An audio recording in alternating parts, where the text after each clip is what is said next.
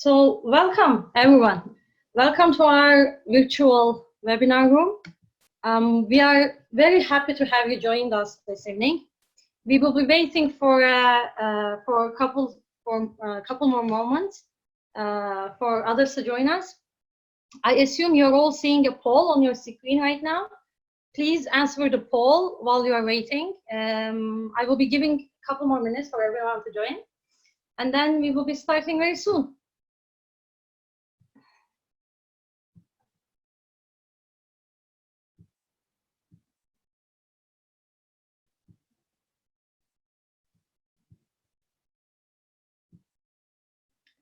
Perfect.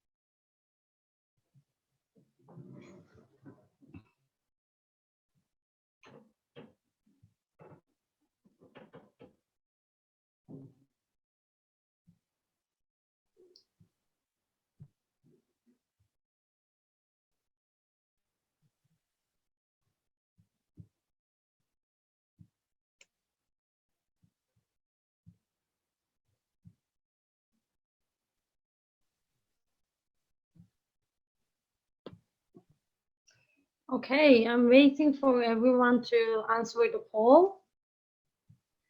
I'm seeing some of people are still answering.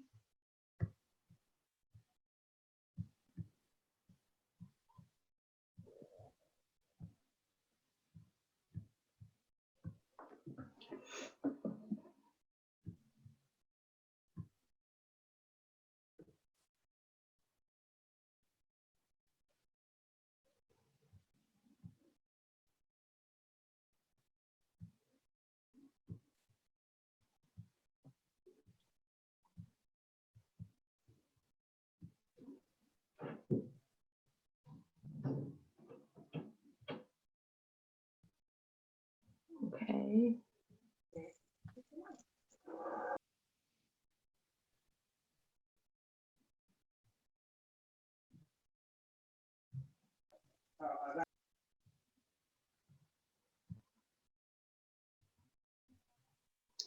Yasir, is the voice coming from you? I don't think so. I'm positive it's not.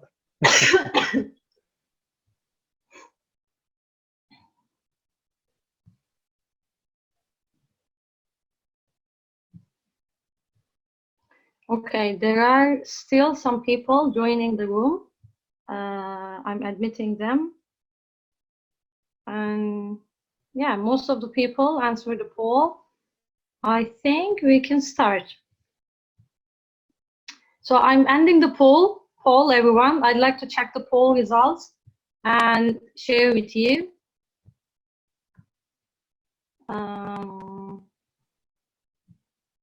Okay, there are still people are coming into the room. Maybe we should give a couple more minutes.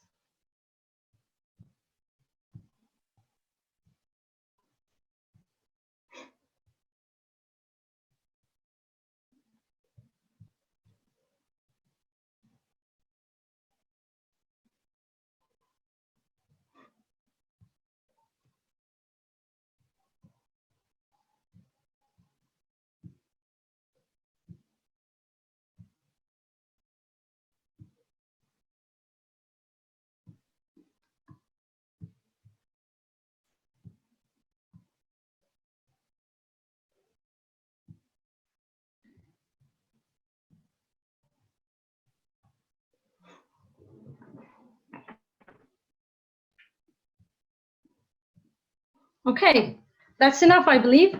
Let me end the poll. We have some interesting results, and I would like to share the results with you, and for you too, Elizabeth.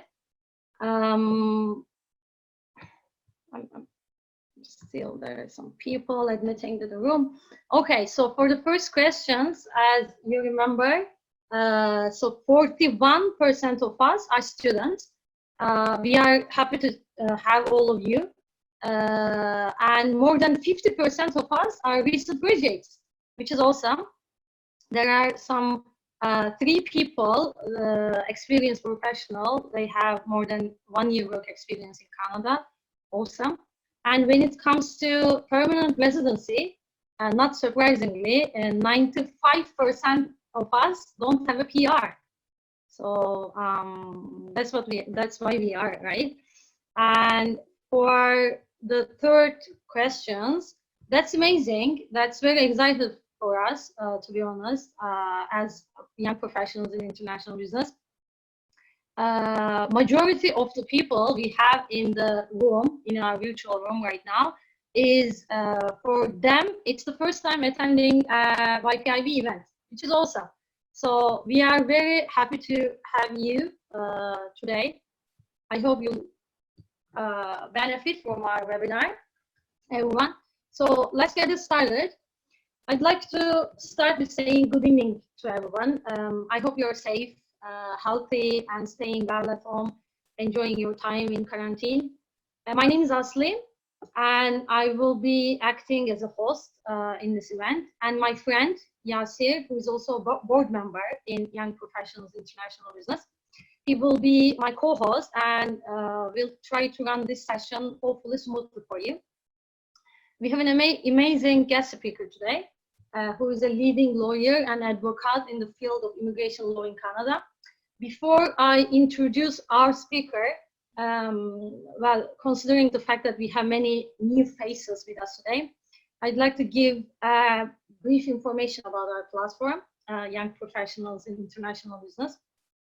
Well, as we call shortly YPIB, we are a platform for young and experienced professionals and also students to meet with like-minded people, build connections, expand their network, and benefit from professional development opportunities.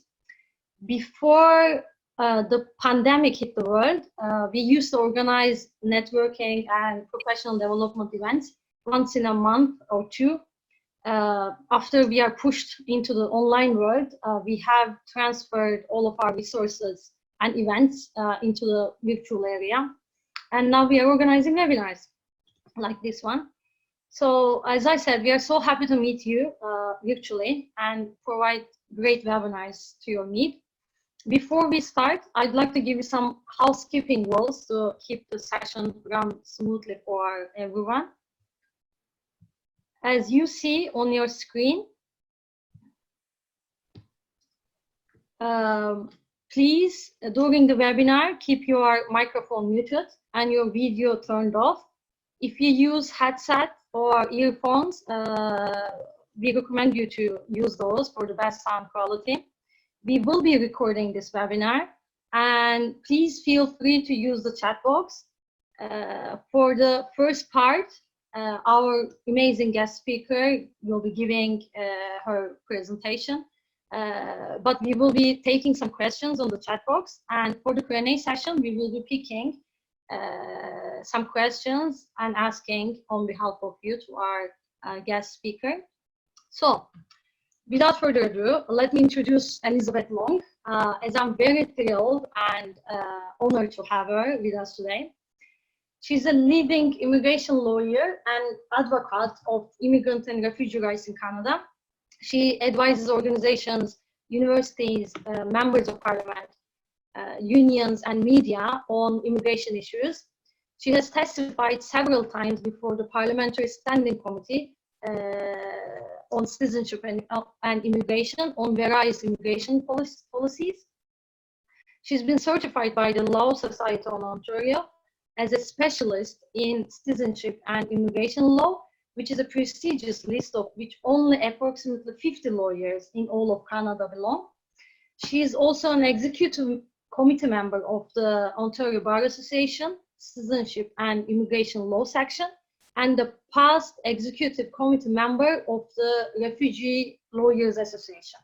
So, welcome, Elizabeth, and thank you for your generosity and sparing time in your busy schedule to be with us today. Well, thank you so much for that wonderful introduction.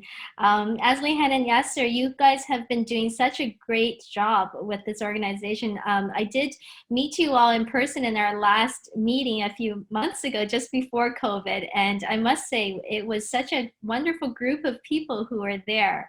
And I'm so happy to be here to speak with you guys all about what's been happening with COVID and how it might affect you guys.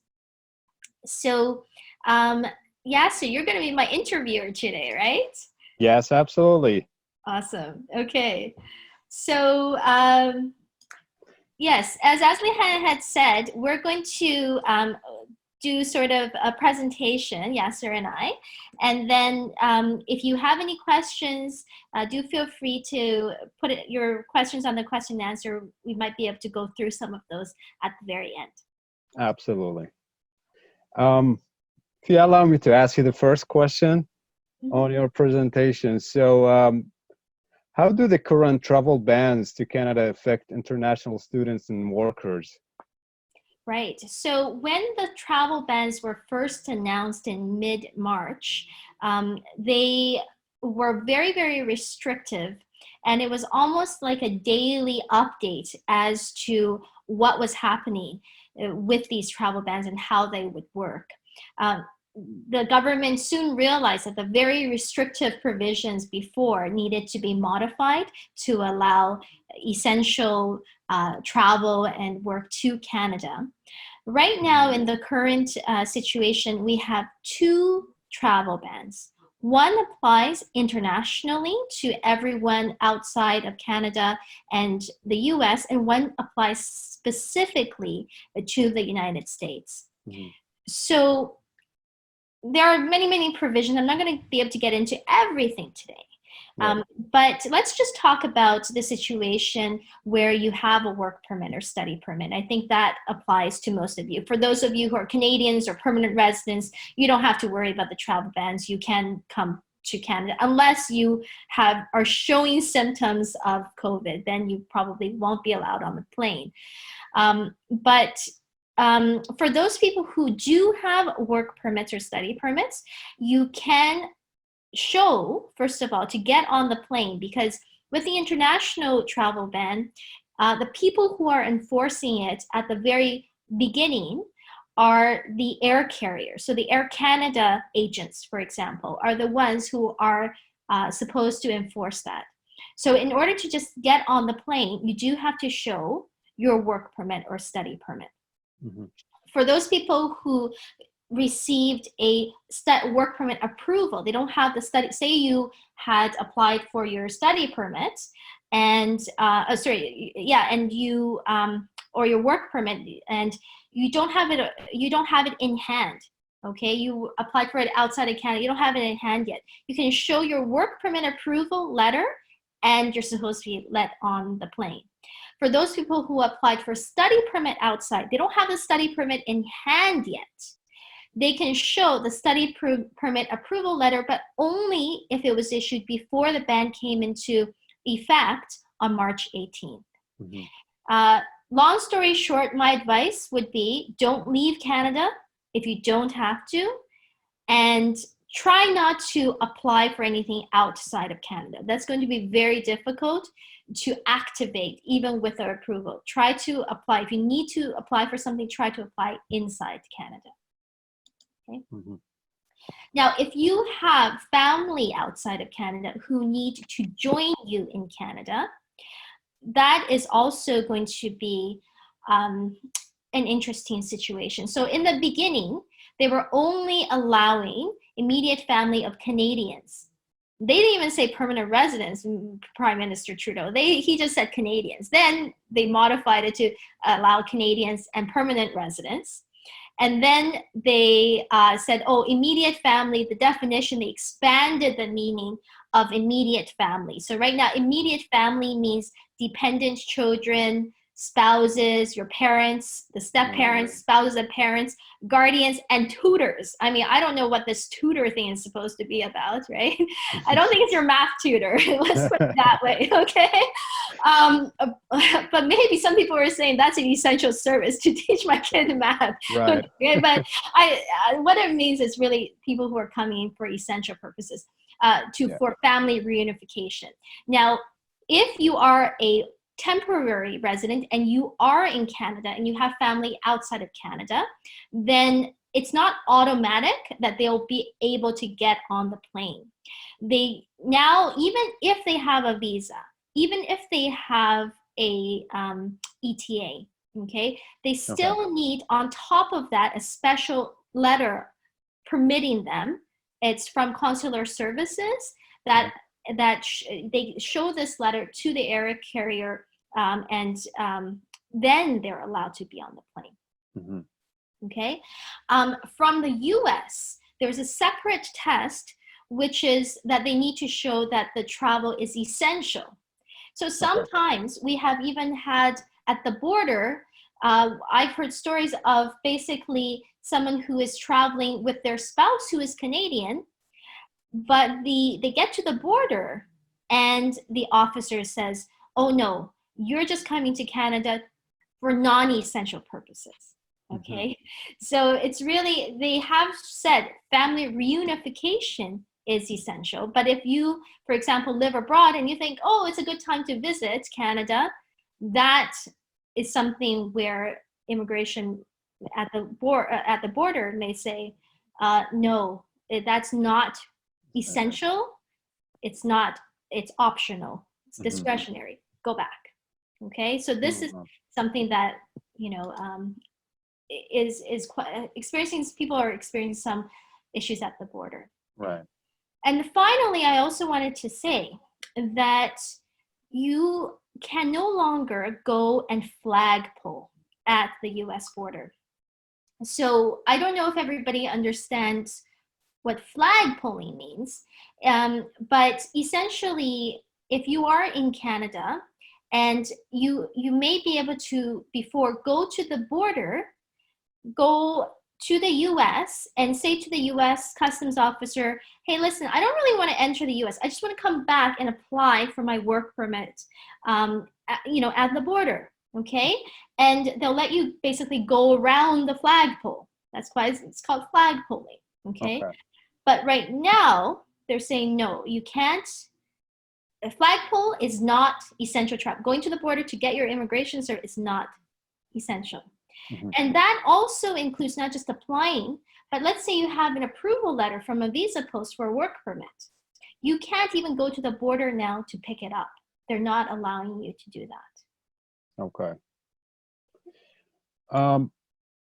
Oh, sorry. One last thing. Okay.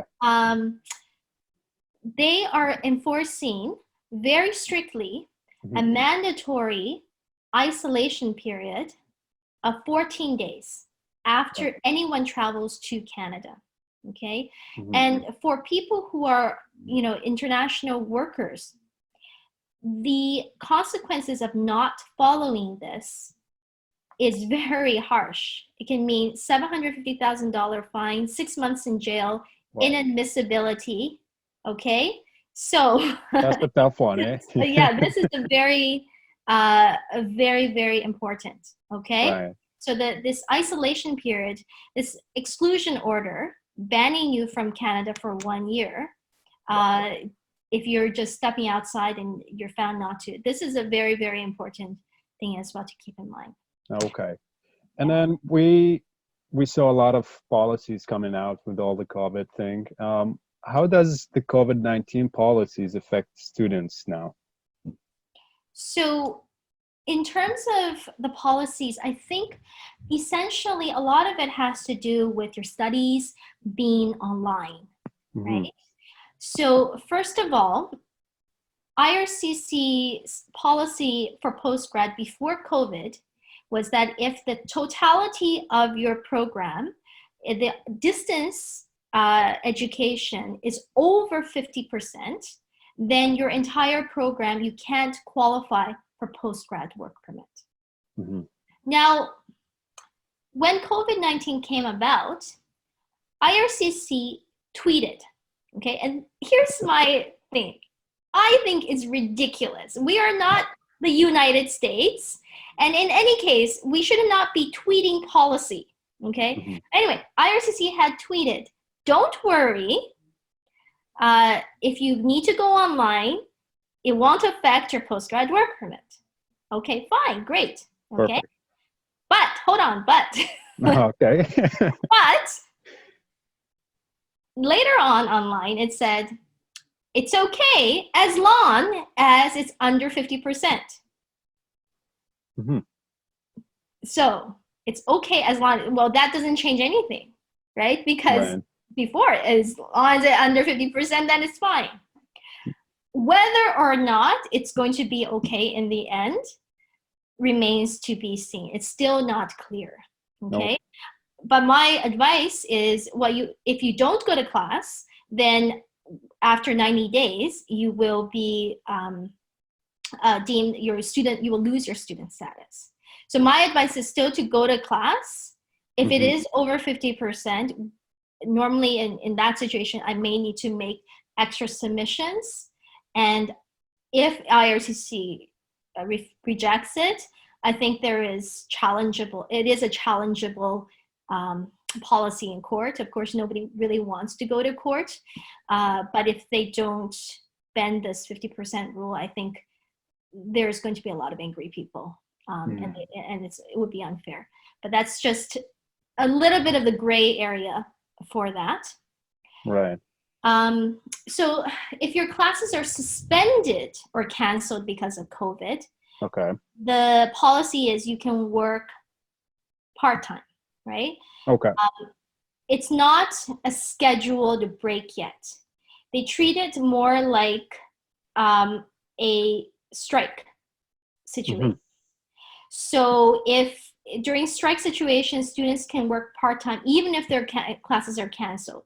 This is the same thing.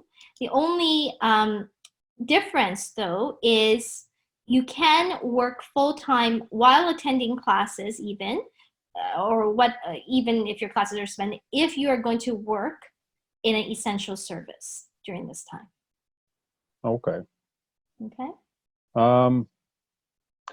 So, and then away from that, how that other situation affected immigration applications affected? I know a lot of our attendees today is like in the process of applying for their immigration status.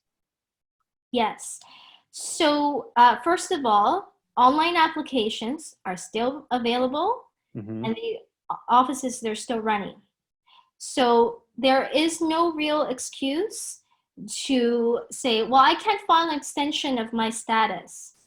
You can't do that, okay? If your status is going to expire, you must file an extension before it expires. Otherwise, you're out of status. And the IRCC is not going to be forgiving about that. Right. Express entry right now, they're in the past while, and from the grapevine, well, it's really from the mouths of the IRCC program managers. It seems like they are planning to only draw for CEC and provincial nominees while the travel ban is in place. Their reasoning is, well, people can't travel to Canada anyway, so we might as well just make draws for CEC and provincial nominees. That means that because there are a lot less CEC and provincial, because a lot of the numbers may be inflated by people from overseas or people who qualify under the federal skilled worker class. The numbers then the points have been coming down. So those people who are in the pool under these classes, especially for Canadian experience class, the numbers are pretty coming down pretty much. I think last row was 452. So this is a good time, if you qualify for Canadian Experience class, to see if your numbers are there and put yourself in the pool. Right. I saw numbers, it was around 480, 475 in the past few months, just before the lockdown, right? That's right. Just before COVID is 470s and quickly dropped 20 points. So I think they might go down even a little bit more, especially because, you know, normally they take the top, right? So the top, a lot of people have already been selected. And the other thing is that a lot of people don't actually have things like their language results done, or things like their education credentials assessment done. So those people who do, they're the ones who can put themselves in the pool. It's a perfect timing, people. Yeah. Capture the opportunity for sure. Right. Yeah. So they had said that the permanent resident landing interviews are by phone, but yesterday you were telling me that they are now just approving it by emails, right? Yeah, absolutely, by email. That's wonderful. Yeah, it was great. Yes, so that's wonderful. So these are for people who you received the confirmation of permanent residence. Normally before you're supposed to go and land and meet an immigration officer, but now immigration officers don't want to meet anyone. So it seems like they are just sending you an email and saying, okay, you know what, you're approved. I thought it was those interviews were kind of an old-fashioned thing. The whole thing was they wanted you to step foot in Canada. Yeah. So this is great for people who are in Canada. For people who are outside of Canada, it's a lot more tricky for them because they still have to come and land. Yeah. Citizenship interviews, test ceremonies are canceled until further notice. You can still submit your application, but just know that that's going to take a while. Okay. LMIAs, the offices are still running. They're still open. Perfect. A lot of the biometric centers are closed within Canada and other areas, similar to a lot of visa application centers are closed. So essentially, immigration understands that it's going to take a lot longer to get these biometric centers. They have originally extended it automatically. Normally you're supposed to submit it within 30 days. They've extended it to 90 days, and I'm sure they will be very ready to extend it more. So and they understand, you know, for even things like photos or police certificates, medicals, those things may not be possible, and they understand. So my advice to you is, if your status is going to expire soon, apply online. Okay, in order to properly submit an application online, you need to have your proper forms, and you need to have your proper fees paid, and you need to just press that button. All other documents, they may be rejected later on, a few months down the line, when an officer looks at it, if they don't give you an extension, but you still have implied status if you have actually submitted it. So when you submit it, you don't have anything, you don't have a lot of the required documents, don't worry, submit it, put an explanation in that you don't have it yet. And when you get the documents, you can then upload it through the web form online, and you can then update your application. Perfect. Okay.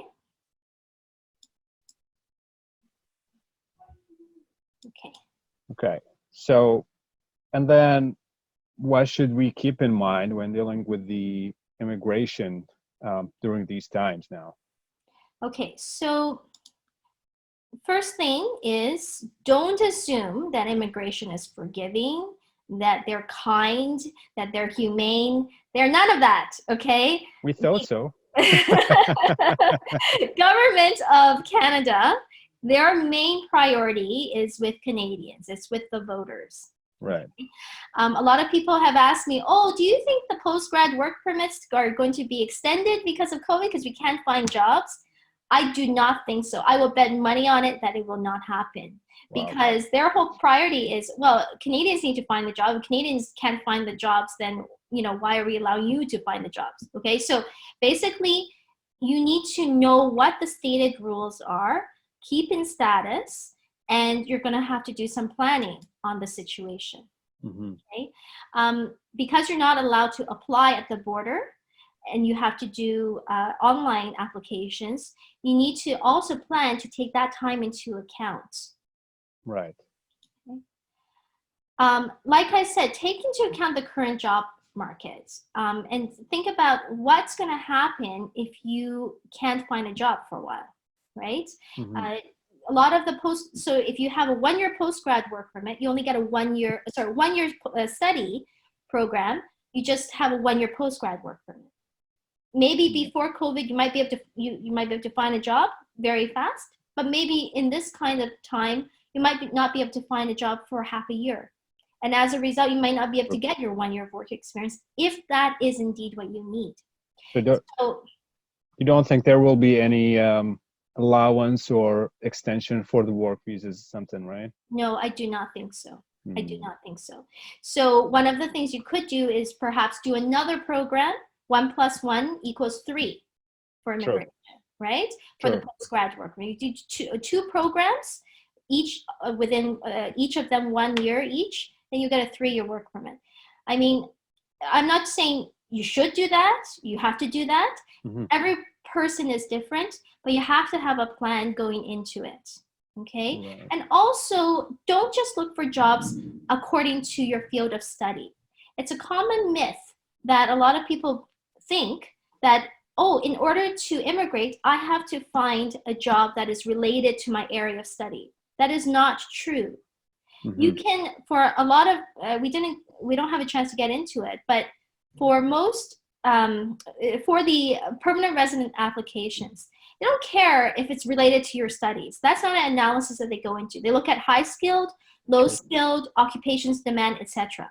So even if you find a job that is outside your field of study, that's okay. Keep an open mind with regard to the work. Okay. Right. Keep updated. What I'm telling you today is true today, but it could very well change tomorrow, the week after. It likely will change a month after, for sure. Okay. And so you have to keep updated for the immigration policies. I'm going to have a link to our COVID-19 update page where we do try to update as much as possible the immigration policies there.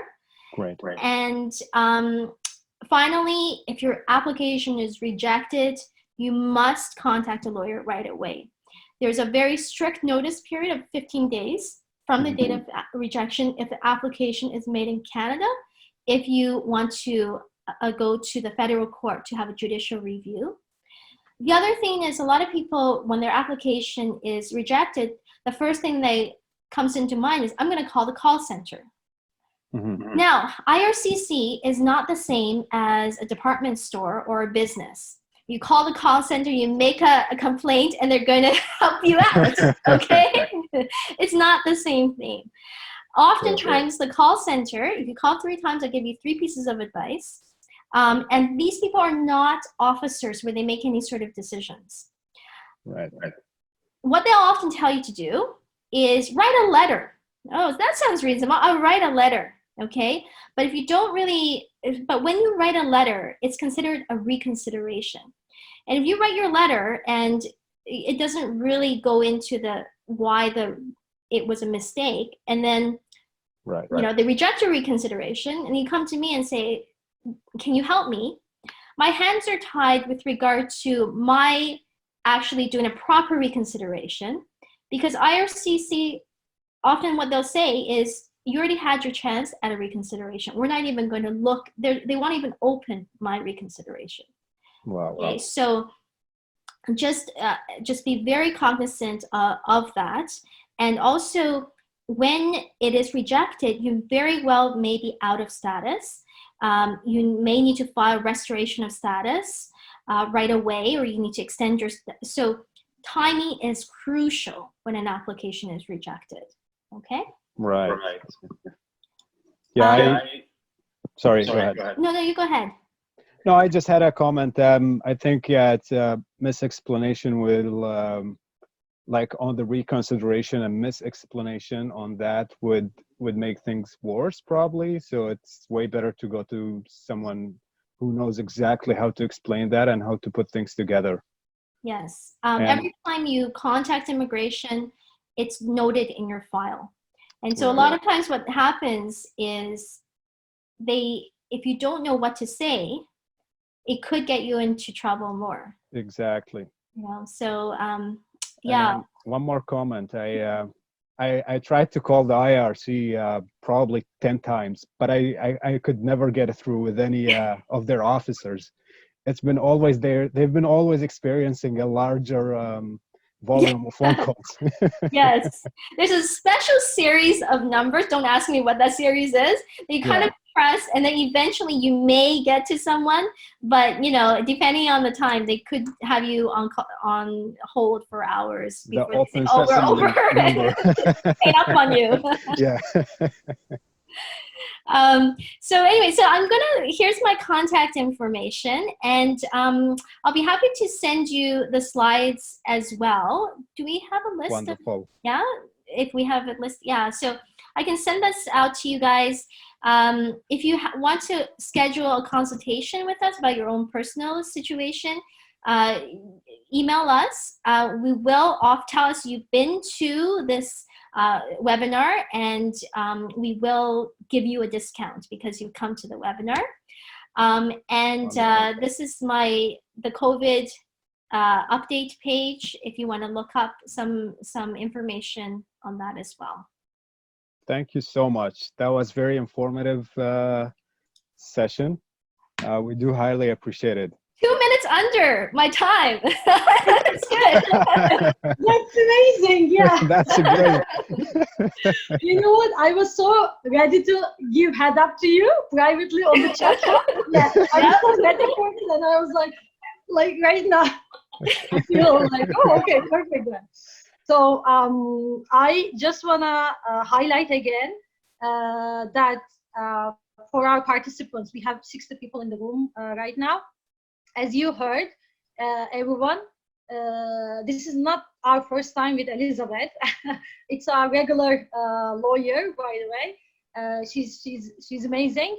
And for the second time for us, for young professionals in international business, she's making a discount for us, but just for the participants of this webinar. So thank you very, very much, Elizabeth. I know that you're so busy. This is your 7th webinar today.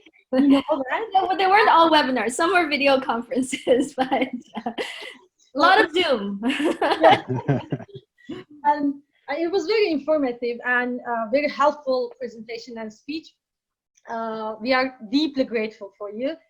And now we will be taking questions from the chat box and reading for you. We got many questions. Yasin, would you like to start? Yeah, absolutely. Perfect.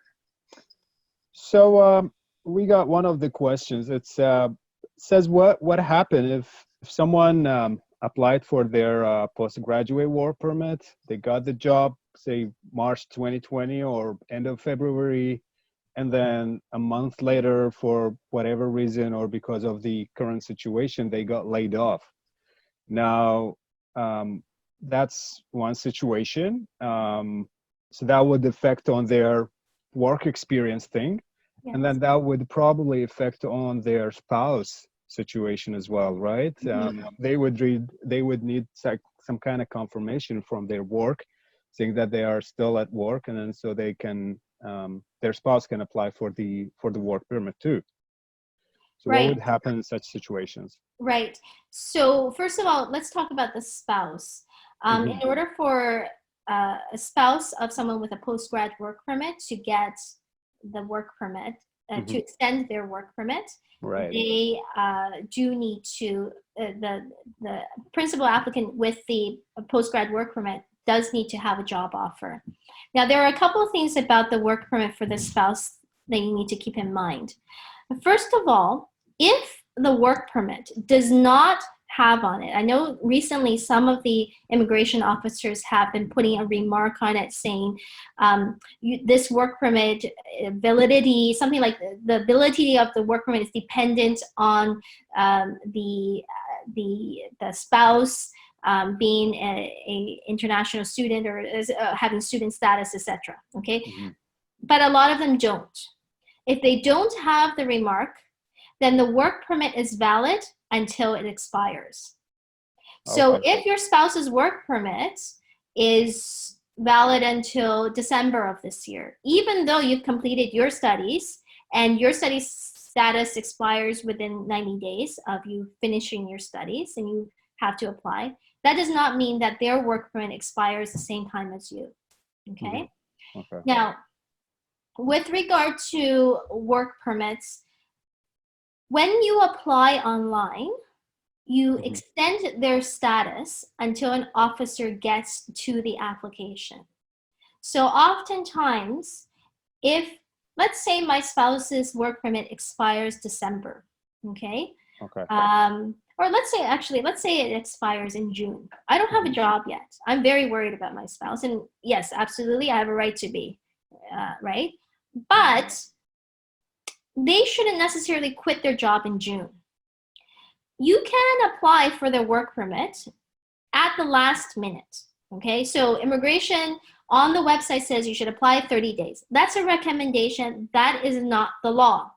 The law is as long as you submit the extension before it expires, even on the day of. I wouldn't recommend on the day of, okay? At least 1 or 2 days before. Usually if we're submitting something, 5 to 7 days before. Just, you never know if the system is going to break down, okay? But you don't have to submit it 30 days. You submit it at the last minute, and then they can continue to work on implied status, even if they don't qualify for the work permit. Just because they submitted the extension of the work permit, they can continue to work until a decision is made, okay? They have implied status. If it takes 4 months for the officer to get to the application, and within that time, you manage to find a job, you can update immigration and say, oh, hey, I have now found a job. My spouse now qualifies for the work permit, and they may issue the work permit approval at that time. If you don't, and in the end, the work permit is rejected. But it's a lot better than you not doing anything, and then their status ends at the end of June. Okay. You can also, if you just want them to stay in Canada, you don't need them to work, you can also file for visitor extension as well. And that's absolutely. Okay. That will give them, I guess, 6 months? No, you can ask for visitor extension for the same length of time as your work permit, because they're your accompanying family. Oh, beautiful. That's good. That's good. We had another question. So, say someone has his work permit or their study permit is ending by July 30, and for them to extend that by now, it will take another 90 days. So what would be their situation now if they're going to apply during May, but it actually takes 30 days for it to be renewed? What should they do, or what's going to be their situation for that, say, grace period? Yeah. So if you need to extend your study permit, apply before it expires, and you'll have continued implied status. You can continue on as a student. Okay. You continue to work or study according to your student status until a decision is made, as long as you've made it before your status expires. Okay. For those people who are finishing the program, okay, and you want to work, here's a very, very important thing. Here's how the timeline goes for students and working, okay? Okay. When you are doing your final exams, you're still a student. You can work part-time, off campus, etc. You're still a full-time student. When you complete your exams and you have not received your grades, still a full-time student, okay? You can work part-time. When you have received your grades or any letter from the school or anything, whatever comes first that tells you you have completed your program, you are no longer a full-time student. At that point, you have to stop working. You cannot work full-time. You cannot work part-time. You have to stop working. If you do work, you're illegally working. Okay. In order to work again, you need to apply for your post-grad work permit. The only exception to this is if you are going to do another program. So remember the 1+1? So you finish one program, and then you're accepted already to another program. And in between the two programs, it's a maximum of 150 days. So let's say you finish now and you want to start in September. I finished in end of April. I want to start in September. You already have the acceptance in September. You're going to go and attend the studies. And right now you've completed the program. Then during the summer, you can work full-time. Okay? But if you have not applied and have been accepted, you're not going to go back to studies. You are going to, then you apply for your post-grad work permit. Once you've submitted the application, you don't have to have the work permit in your hand. Okay, you can be waiting for the work permit. As long as you've submitted the application properly, you can work full-time. Wonderful. Okay, I just wanted to give one last tip on the timing to apply for the post-grad work permit. The IRCC website says that you can apply for your post-grad work permit 180 days. But my advice is not to apply 180 days, because if you just went and applied for your work permit at 180 days, you're going to get a rejection. The reason being is that students lose their status 90 days after they finish studying. And if you apply 180 days, you won't have status then anymore. It doesn't matter when your study permit expires. Okay? My advice to people is to make your application within 90 days of completing your studies, or if your study permit is going to expire before that, whichever comes first. If you do so, then you can work full-time. If you don't apply within that period, you cannot work full-time because you're going to be out of status. Okay. So what is that's 180 days rule about? So the 180-day rule was something that immigration sort of put into place because they were having a lot of people have their work permit rejected in the first place, and then they couldn't apply anymore for the work permit because of the first rejection. So that 180 days is there. So if you apply for your postgrad work permit the first time, it gets rejected because, let's say, you didn't attach some document. You can file for a restoration of status and still be able to get your work permit that way. Okay. Okay. I thought it's, sorry, go ahead. Yeah. But it's very, very confusing to people because the rule is, yes, you can apply for 180 days. But when you apply, you're supposed to have status in Canada. But your status actually expires. You know, it's not anything that's, you know, there's no signal to you that expires. It's just the law that your status will expire after 90 days after your student status. Right. I guess many people thought that 180 days allowance, it's more of giving student more time to find a job because they were probably finding some difficulties to land a job, right after graduation within that 3-month period. So giving them that 180 days would have been more relief for them, or giving them more the chance to do that. It's if you were to want to apply within 180 days, then what you could do is you will have to file an extension for your visitor status within 90 days. Okay? File an extension of your visitor status. But the problem with doing that is if I file the extension for my visitor status and I find a job 100 days after, I won't be able to start working when I apply for the postgrad work permit. Okay.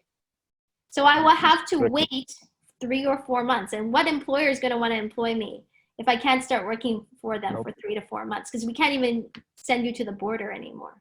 Right. Okay? Right. Yeah. A lot of reading in between the lines for these policies. Yeah. It's very interesting. Now, let me ask you this. So let's assume someone just got graduated in December, they have their status, they're still under student status, or say they graduated end of March. They still maintain that student status.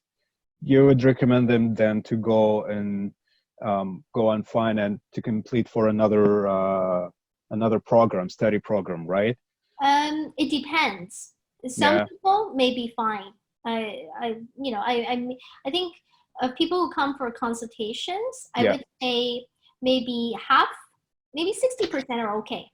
Okay. But some people really do need that work experience in Canada. So pretty much case by case. Yeah. If you have a job offer, maybe it might be okay. But I can't say for sure without understanding the specific facts of each person's situation. True. Aslan, do you have any question? Yeah, so let me stop sharing the screen. We got many questions on the chat box, Elizabeth. I try to take them to, I try to copy paste them, and I will be reading for you, but you can see the chat box too, right? Okay, perfect. So the first questions, I hope I'm not missing anything. It was, is it true that receiving CERB or employment insurance benefit will affect our PR application? No, that is not true.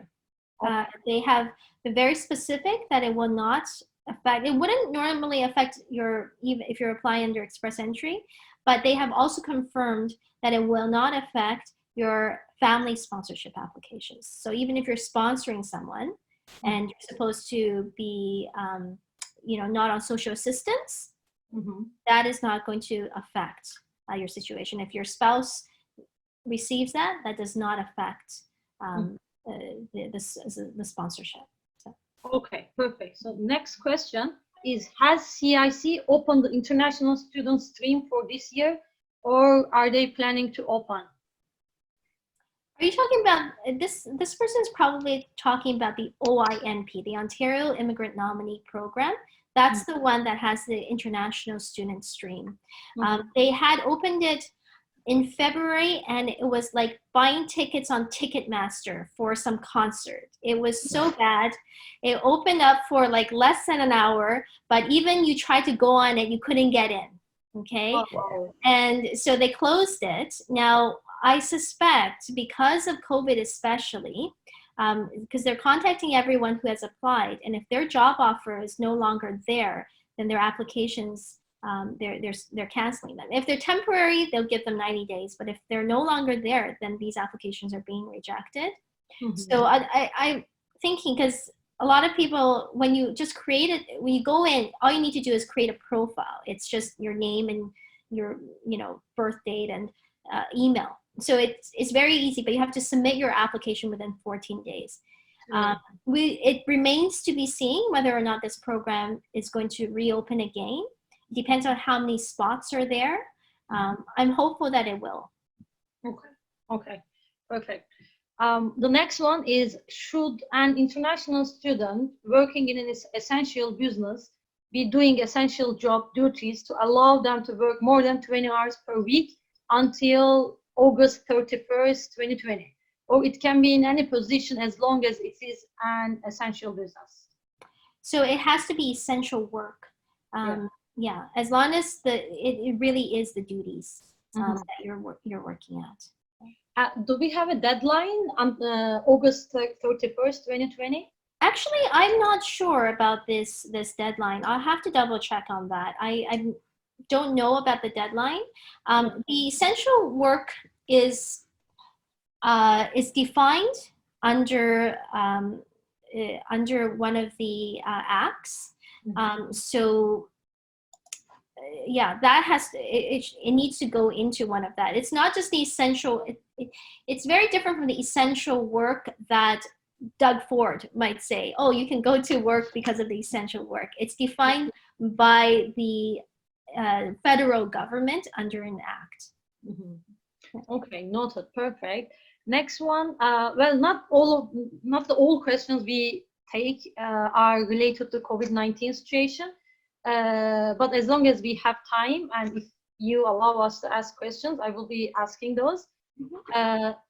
The other one is, if we have difficulty in finding NOC 0, A or B after COVID-19, could it be all right if you find other pathways for PR?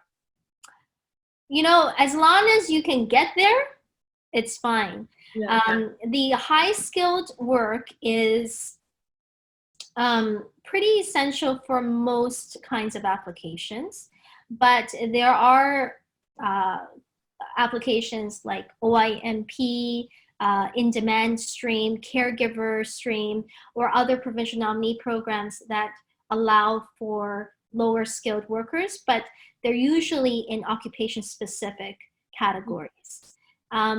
If you guys want to, maybe we can have another webinar. We can talk about, you know, the low skilled work, you know, ways to do that. But it does require a lot of planning from the very beginning. If for the most part, if you're going to do low skilled work, it could very well be that even if you have a 3-year work permit, by the end of it, you can't qualify for PR unless you plan very, very carefully. Okay.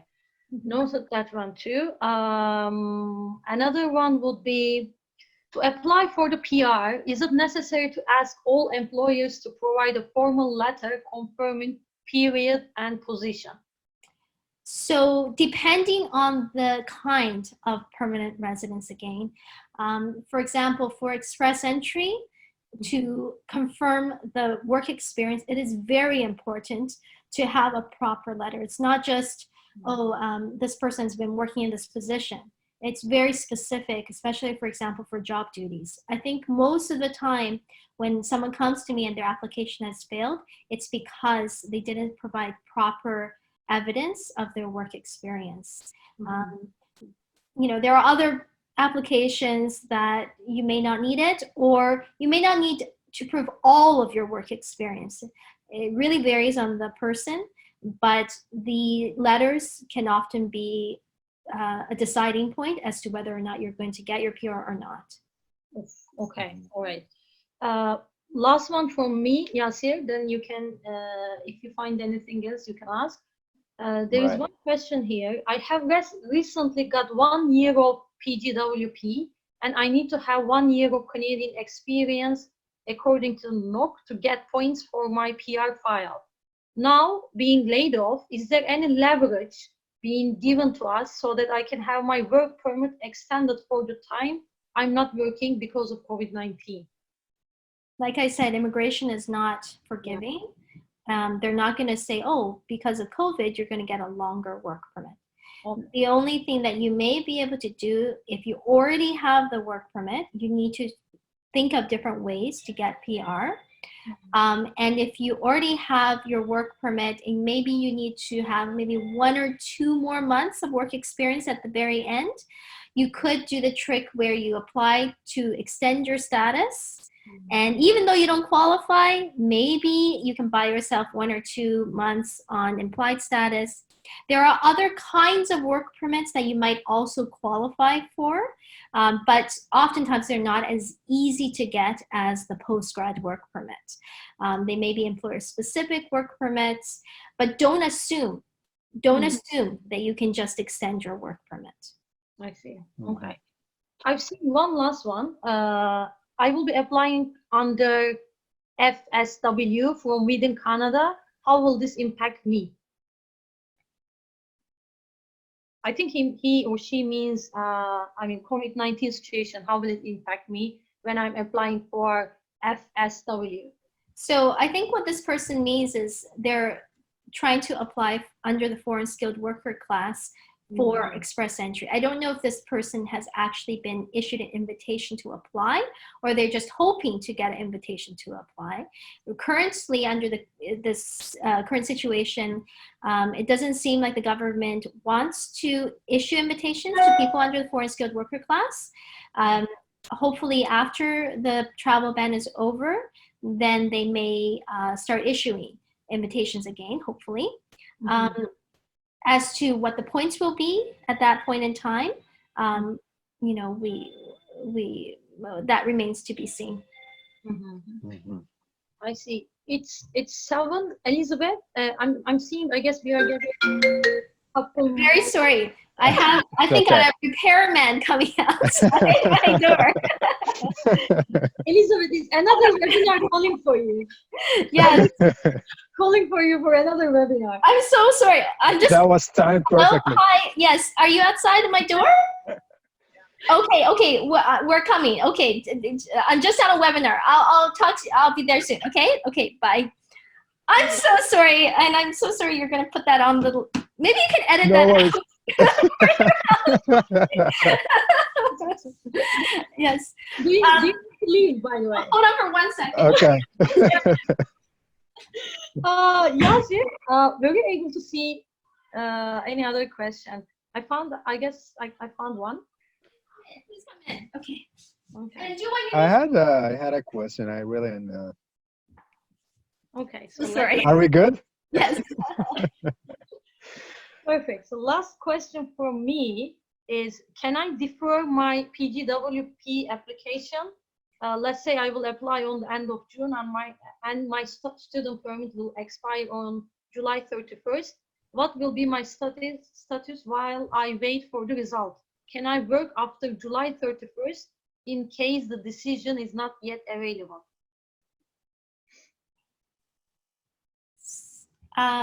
Can we defer PGWP application?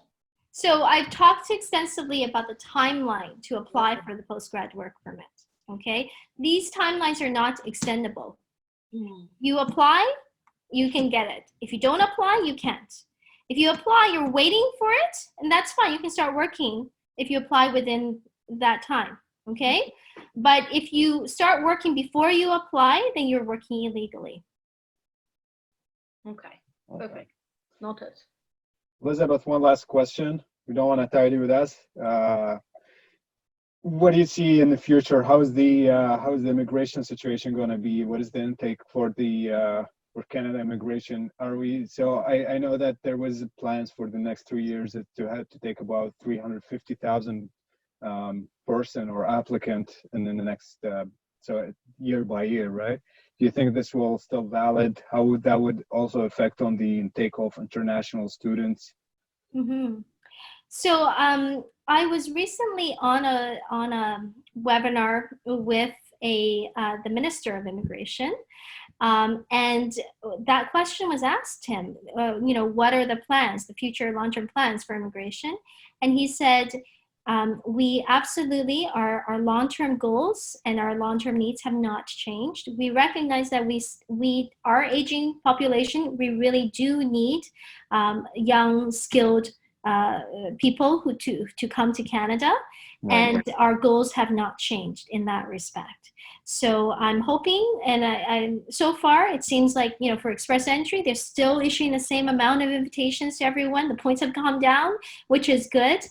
And one of the things I'm hoping, this is just my own hope, is that they will start recognizing that essential work does not necessarily mean high-skilled work, and that they're going to not have the same emphasis on high-skilled work. This is my hope in the long term, that they will start realizing this. Whether or not this is going to happen, for sure, it's not, but certainly we are seeing a lot more categories like in-demand, streams, accessory, especially for provincial nominations. Right. Well, I think that's a good news. Thank you so much for the presentation. Thank you so much for all your answers. These were amazing, informative. Again, I guess to all our attendees today, if you guys have any specific questions, goes to your case, I think it's the best to be in contact with Elizabeth. And thank you so much. Okay, thank you guys so much. Thanks Take care, again. guys. Thanks. See you, Elizabeth. Okay, Have a good one. bye. Thanks. Bye. Bye. And we will be here for a couple more minutes. I hope everyone who joined for tonight, it was helpful for you. It was informative for you. I hope you liked the session. And I'd like to thank all of the participants for joining us today. and submitting your valuable questions. We would love to see you in our next webinars too. Before we end the session, I would like to make some couple more announcements. First of all, we would like to stay connected with you. So we are on Facebook, Instagram, LinkedIn. Please follow us. You can check our website. You can email us, youngprofessionalsib.com. We will have more webinars in the future, and one of them is on actually May 28th.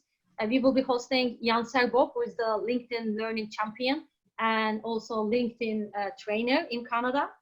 He's great, and he will be talking on how to optimize the use of LinkedIn to launch and develop your career. And he will be giving some practical examples and tips and tricks regarding LinkedIn.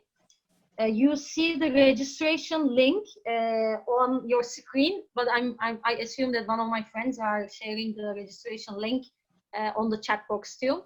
I would appreciate if you guys do that. And lastly, we have a survey just for 3 questions, because we would like to hear your feedback, and it will help us for the new our future events too. One of the questions is what other topic you would like to cover us in our next events, next webinars. So I appreciate if Yasir, you can you can send the survey link in the chat box. The chat box. Sorry? That's on the chat box.